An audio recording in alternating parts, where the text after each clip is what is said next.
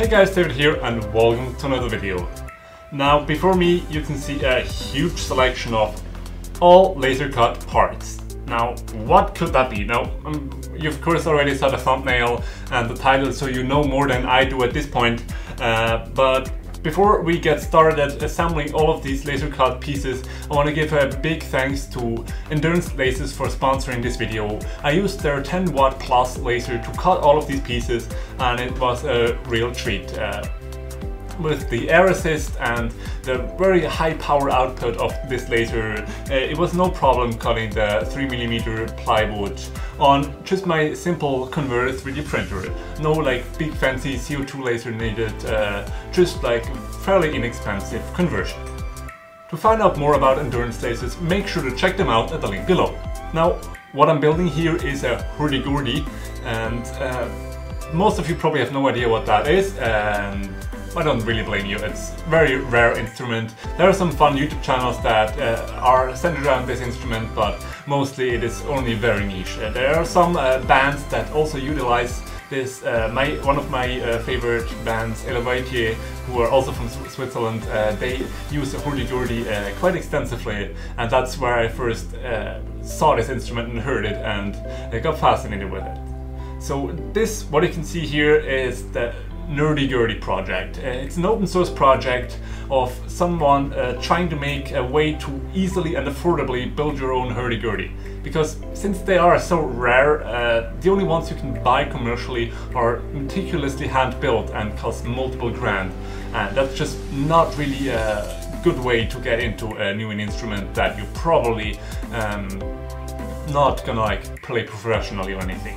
So this project basically allows you to, by having a bunch of wood parts laser cut and 3D printing a bunch of the more complex, smaller parts, and then just assembling it and getting an actually working instrument. Now of course this won't compare to like a nicely professionally built one, but to kind of get started with the instrument, this can be great. A little bit more about the instrument. It comes from the medieval times and uses strings that some of them can be fretted, so you can change the length of the string with the keys. The keys just push on the string and then thereby shorten it. And some of them, so-called drone strings, they are just at a fixed pitch and just kind of give a background melody to it. Now the strings I'm using here are some violin D strings for the melody strings, and some cello strings for the drone strings, and another violin G string for the other drone string. Now there's different ways to build it. This instrument that I'm building right now has 4 strings, 2 melody strings and 2 drone strings, but there's a whole bunch of different kinds out there, and you can customize your own, since there's no set rule for how a Hurdy Gurdy is supposed to be. Now originally all the files are designed to be cut on a larger laser machine, and the piece of wood that they are designed to fit on is like 600 by 400 millimeters, but the maximum cutting area of my laser is 300 by 250, so I had to kind of take all the pieces out and rearrange them myself, and some of these pieces I cut in two and laser cut separately, but the main body pieces I will have to cut out by hand, so I just printed out the stencil and I'm gonna cut this out by hand and cut all the slots, as I can't really have this in 2 parts. But all the other parts I was able to either split up or they fit naturally. Also, some of the parts are designed to be cut out of 6mm plywood, but since my laser works a lot better with thinner plywood, I just cut them out twice out of 3mm plywood and then glued them together. I already did this for these pieces, and this works very quickly. It's not that much work. But now I think I'm gonna take a good look at the instructions that come with this kit, as there's a crap ton of parts that I don't know for all of them where they go.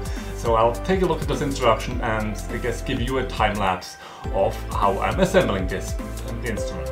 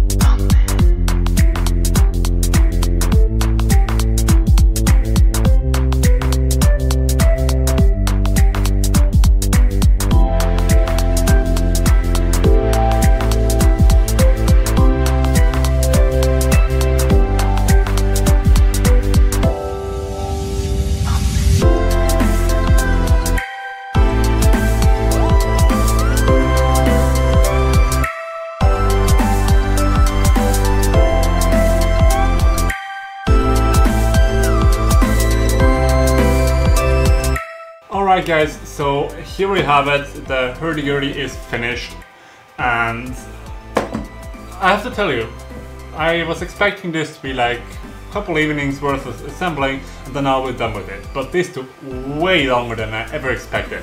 There's a crap ton of pieces, and they all have to be glued together and then sanded and painted, and of course you could leave away the whole sanding and painting thing, but I wanted to look good in the end, so I went to the trouble and painted all the surfaces, even inside, and I sanded and painted and lacquered all the outside surfaces so that it has this quite nice black uniform appearance. I also added a bit of a design here on the top cover, just some Celtic knots. Thought that fit quite well. You can also see that the holes on the top plate, I have changed up the files a little bit. There was like a circuit board design which fit the whole Nerdy Gurdy kind of aesthetic, but I was going for more traditional aesthetic, so I decided to put some Celtic knots there as well. So I just modified the vector file a little bit. I also ended up being able to get the top and the bottom plate laser cut as well, instead of cutting it out by hand. A friend of mine was setting up his big laser cutter, and I was able to steal some time on that. Apart from that, I didn't film it as much, but the wheel itself is not just the laser cut pieces, but then afterwards it's nicely sanded round. I put like a threaded rod through it and put it in a drill so that I was able to spin it, and then I could sand it nicely round, and then I put a strip of veneer wood around it, and this just creates a nice even and smooth surface. I had some like edge binding, what I actually used to bind the edges of these tables left over, so that's what I used. In the guides they went through a whole big trouble of bending a piece of thin wood that they had to shave down, but I found that this works extremely well. I was able to just iron it on, and it sticks perfectly fine, and was very good result. Then after I had everything assembled with a threaded rod in the middle with all the bearings, then I put a drill on the end and used a chisel to chew up the wheel fully. It's not perfect. Nothing about this instrument came out perfect. After all, it's laser cut plywood and not like actual nice instrument wood, but it's pretty decent. Now for the tuners, I'm just using some guitar tuners. I actually modified one of my guitars, so I'm using the tuners of that guitar. I uploaded the ones on the guitar. Apart from that, it's basically all according to the kit. The strings you can see on here are some violin strings here for the melody strings. Now, as you can see, one of them already is kind of loose. That's because it broke. The guide called for viola strings, which are a bit longer and therefore require less tension to be at the same pitch. These violin strings are not ideal. I first tuned these up to C, middle C. At that pitch it worked fine, but they're actually supposed to be, if you go for historical accuracy, a G, and while trying to tune it up to a G, one of them snapped, so I didn't bother with the other one. I might replace these at some point with some viola strings, then it should be fine with the tension. Now also the tension did kind of warp the whole thing. First of all, it's kind of wobbly on the table, so like the bottom must have warped, but what's much more noticeable is the back here. It kind of pulled itself up since there's so much tension on the bridge. Now part of that is probably because I'm using the wrong strings and therefore there's more tension, but it's also just, it's 3mm plywood. You can't expect that to be super strong. Now for the other string here, this is a cello string. Luckily my mom plays the cello and I was able to use one of her old strings, otherwise this would have been probably the most expensive part of this whole project. And on the other side I also bought a violin string, which ended up not being long enough since it's not a viola string. But the guide also said you could use a tennis racket string, so I thought, okay, that's pretty loose. So I actually used an old harp string. For most of you probably don't have old harp strings lying around, so a tennis racket string might be easier. But for me, I had a whole bunch of old harp strings lying around, so I used one that seemed about right thickness-wise compared to what the guide shows. This string here, the one that's using the harp string, is the trumpet string, and what makes the trumpeting sound is that this little lever here that is just kind of loose in there, and this string here, which is tensioned with this tuning knob here, kind of pulls the string up a little bit, which just varies the pressure of this part here. And if I turn the wheel this way around, kind of lifts the string a bit, creates vibration, and this piece here vibrates on the body, and this creates a very loud and intense trumpeting sound. If this is not desired, you can of course either loosen this here or completely deactivate the string by putting it out on this other like these holders. All these strings can be put up on like little pegs so they're not touching the wheel, and when you want this string to sound, you just pull it down onto the wheel, and that's how you kind of control the sound. This hurdy-gurdy has 4 strings, but basically the sky is the limit, and some of the bigger ones, they have a lot more strings, and then you can change the sound up a lot by moving different strings around. Overall, I want to give a big thanks to the Nerdy Gurdy team or person, or I don't know how many people are working on it. This kit is, well, these instructions are made extremely well. You can buy it as a kit. I don't know if it's available at the moment, but like I basically cut out all the files like it said in the instructions. I put them together and everything fit. There was only very minimal, just like the internal rod was not described too well. I had to do some guesswork there, but other than that, everything fits together perfectly. It's very adjustable. You can, all the strings, you can adjust the height here or the side-to-side movement here to get the perfect tension onto the wheel. Like the keys themselves, they work beautifully, and if we take a look inside the key box here, you can see that one of the strings is not really in there, just kind of taped it there. But this is how you fret the string, like how you change the pitch, by pressing these keys, and then these little 3D printed pegs like press onto the string, and everything just fit together perfectly. No design work on my part required there at all.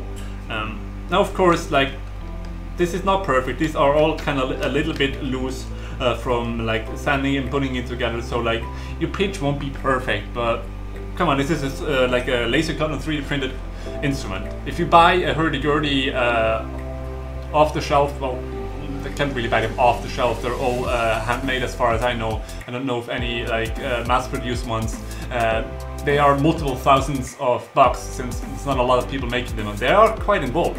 I mean, just like assembling this key box took me multiple hours, and that's what all the parts just kind of laser cut.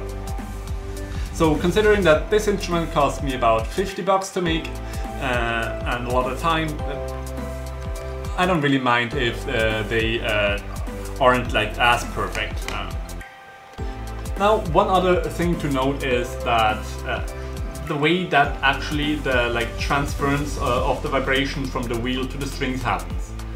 Now, if you don't play like the violin or the cello or anything, or don't know anyone playing the violin or cello, you probably don't know about this thing. This here is rosin. You wouldn't know about it if you have never used it, but what this is the thing you put on the wheel, and this creates the friction in between the strings and the wheels and makes it vibrate. Without this, it just kind of rubs against the string and doesn't really do anything.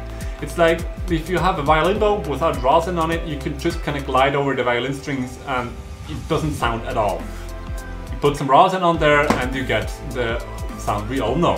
In theory, like watching some videos of professional hurdy-gurdy players putting rosin on their wheel and putting these little cotton things here on the strings, this looked very easy, and it just kind of worked perfectly, and they got a great sound. Now, in my case, this worked, well, not quite perfectly, or not perfectly at all. I had to put a crap ton of rosin onto the wheel. Like I went around and round and round and kind of used different sides to make it really have a good coating on there. And then the felt is just a practice thing. After a couple times it worked already a lot better, but I got it to sound like really quite good a couple of times, but then very quickly it started to kind of lose its sound. again, part of that might be the rosin rubbing off, part of it might be the felt kind of moving to a not ideal position, or the entire instrument shifting a bit. So this won't be an instrument that I play a whole bunch, but to be honest, I probably wasn't going to be a super hurdy-gurdy player anyways. This is more of a fun project, kind of experiment with it, maybe learn a song on it, and then have it as a cool display item. I'll try to give you guys a tone demo at the end of the video, and I'll try to just kind of have all the strings sound as good as I can get them to sound, and then you can judge by that. Sorry to any actual hurdy-gurdy players out there. First of all, if any hurdy-gurdy players are watching, please comment down below. I'd love to get to know you, or like hear about your music. It's a very fascinating instrument, but sadly not very common. But I'll just play around a little bit. I have not learned any songs on it yet. It's also, as I previously mentioned, not quite in the right tuning. The way I'll probably be tuning it is with the melody string at a C, this like Budon, or I'm just not even gonna try to pronounce it. This bass string also a C, about an octave lower, and the trumpet string also a C at probably, I think it's the octave of the melody string. Can I go from there, and this should hopefully create some kind of harmony and not sound absolutely horrible. Won't be kidding, it's gonna sound absolutely horrible, but at least somewhat musically in tune, hopefully. And now on to the tone demo.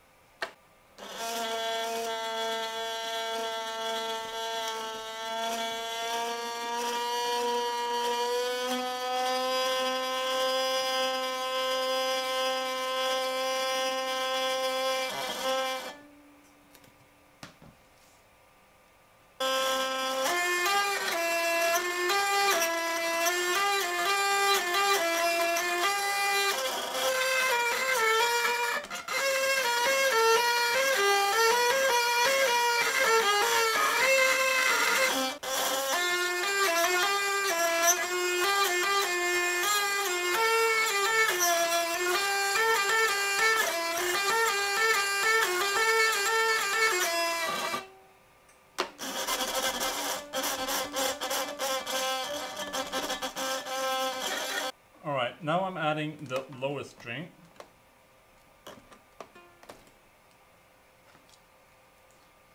Tuning that as well.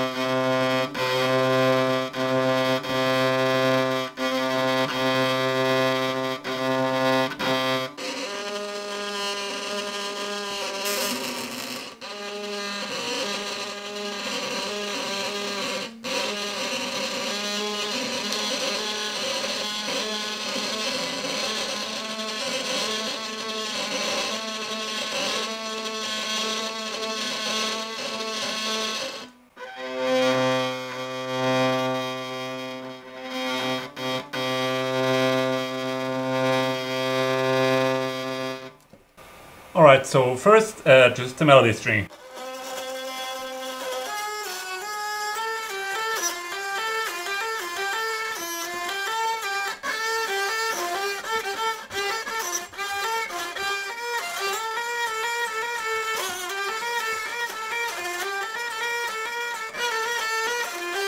Now I'll add the lower bass string.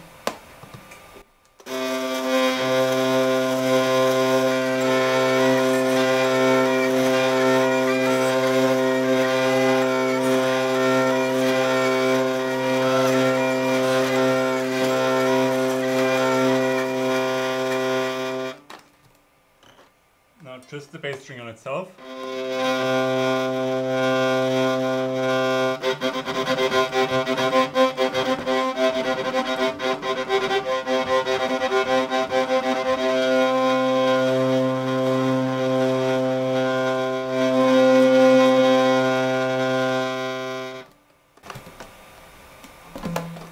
Now the trumpet string.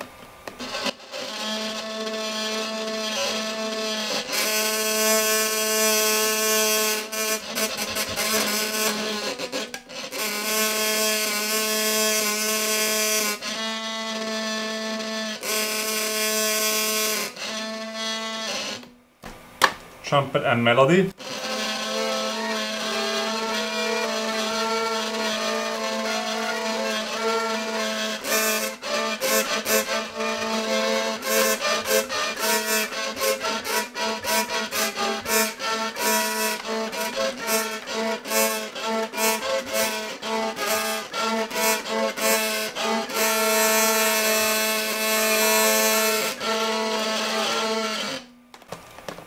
Now all the strings.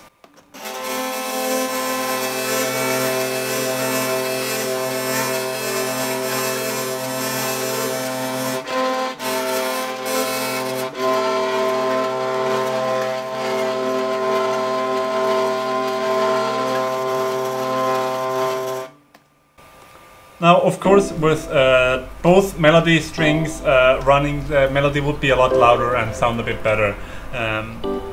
But sadly, I don't have a second string on spare until the other ones arrive. I just want to get this video out at some point. So please don't judge me when I'm playing. I know this was not melodical at all, but I just want to kind of give you an idea of what it sounds like, and it's probably like dropped out of tune just while playing. You can see that it's almost coming apart back here, so I'll detension the strings again to kind of save the shape a little bit longer. I want to thank you guys for watching. Make sure to hit the like button if you enjoyed this video. Leave a comment down below if you have any suggestions, questions, anything like that. Also, make sure to be subscribed so you don't miss any future videos about whatever I'm doing next.